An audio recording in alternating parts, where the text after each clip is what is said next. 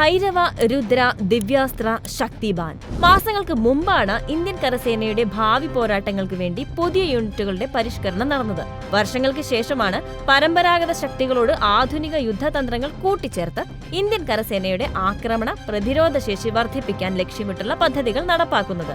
അന്നുതൊട്ടാണ് ഈ പറയുന്ന യൂണിറ്റുകളെ കുറിച്ചുള്ള കൂടുതൽ വിശദാംശങ്ങൾ പുറത്തുവരുന്നതും. ഇപ്പോഴിതാ സൈന്യത്തെ കൂടുതൽ കരുത്തുറ്റതാക്കാൻ ഒരു ബിഗ് ട്രാൻസ്ഫോർമേഷൻ നടത്തിയിരിക്കുകയാണ് ഇന്ത്യൻ സൈന്യം.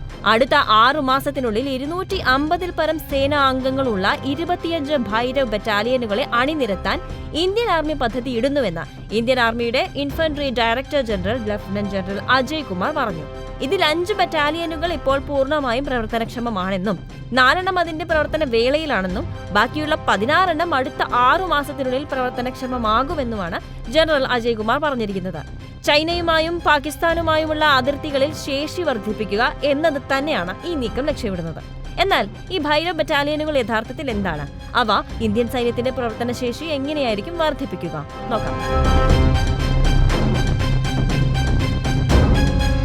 കഴിഞ്ഞ ജൂലൈയിലാണ് ഇന്ത്യൻ കരസേനാ മേധാവി ജനറൽ ഉപേന്ദ്ര ദ്വിവേദി ആദ്യമായി ഭൈരവ് കമാൻഡോകളെ ബറ്റാലിയനിൽ ഉൾപ്പെടുത്തുന്നതിനെക്കുറിച്ച് പരാമർശിച്ചത്. റിപ്പോർട്ടുകൾ പ്രകാരം ഈ ഭൈരവ് കമാൻഡോകൾ ഇന്ത്യയുടെ പ്രത്യേക സേനയ്ക്ക് സമാനമായിട്ടായിരിക്കും പ്രവർത്തിക്കുക. ഓരോ ഭൈരവ് ബറ്റാലിയനും ഇന്ത്യൻ ഭൂപ്രദേശത്തിന്റെ ആവശ്യകതകൾക്കനുസരിച്ച് സജ്ജമാകും വിധം പരിശീലനം നേടും. എന്നാൽ വലിയ ആയുധങ്ങളോ വെടിക്കോപ്പുകളോ ഇവരുടെ കയ്യിൽ ഉണ്ടായിരിക്കില്ല.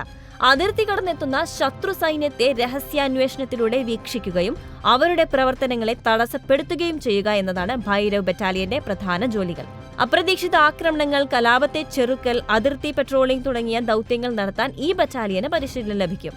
ഓപ്പറേഷൻ സിന്ദൂറിന് ശേഷമാണ് ഇത്തരത്തിലൊരു ബറ്റാലിയന്റെ ആവശ്യകത രാജ്യത്തിന് വേണ്ടതുണ്ടെന്ന് മനസ്സിലായതെന്നാണ് ലഫ്റ്റനന്റ് ജനറൽ അജയ് കുമാർ പറഞ്ഞത്. ഭൈരവ് ബറ്റാലിയൻ മാത്രമല്ല, ആഷ്നി ഫയർ പ്ലാറ്റൂണുകൾ, രുദ്ര ബ്രിഗേഡുകൾ, ദിവ്യാസ്ത്ര, ശക്തിബാൻ യൂണിറ്റുകൾ എന്നിങ്ങനെയുള്ള പദ്ധതി പരിഷ്കാരങ്ങളും കരസേനയുടെ ആക്രമണ പ്രതിരോധ ശേഷി വർദ്ധിപ്പിക്കാൻ ലക്ഷ്യമിട്ടിട്ടുള്ളതാണ്. കാലാൾപ്പട, കവചിത യൂണിറ്റുകൾ, പീരങ്കിപ്പട, വ്യോമ പ്രതിരോധം, ഡ്രോൺ യൂണിറ്റുകൾ തുടങ്ങിയ വിവിധ പോരാട്ട ഘടകങ്ങളെ സമന്വയിപ്പിച്ച് അതിവേഗവും സ്വയം പര്യാപ്തവുമായ ആക്രമണങ്ങൾ നടത്താൻ ശേഷിയുള്ളതാണ് രുദ്ര ബ്രിഗേഡ്. ഡ്രോണുകളും ലോയിറ്ററിംഗ് മ്യൂണീഷനുകളും മാത്രം ഉപയോഗിച്ച് പൂർണ്ണമായും സാങ്കേതിക വിദ്യയെ ആശ്രയിച്ച് പ്രവർത്തിക്കുന്ന യൂണിറ്റുകളായിരിക്കും ശക്തിബാൻ. അതേസമയം പീരങ്കിപ്പടയുടെ ശേഷി വർദ്ധിപ്പിക്കുന്നതിന്റെ ഭാഗമായി ഡ്രോണുകളും ലോയിറ്ററിംഗ് മ്യൂണീഷനുകളും പരമ്പരാഗത പീരങ്കികളോടൊപ്പം ഉപയോഗിക്കുന്ന പ്രത്യേക യൂണിറ്റാണ് ദിവ്യാസ്ത്ര.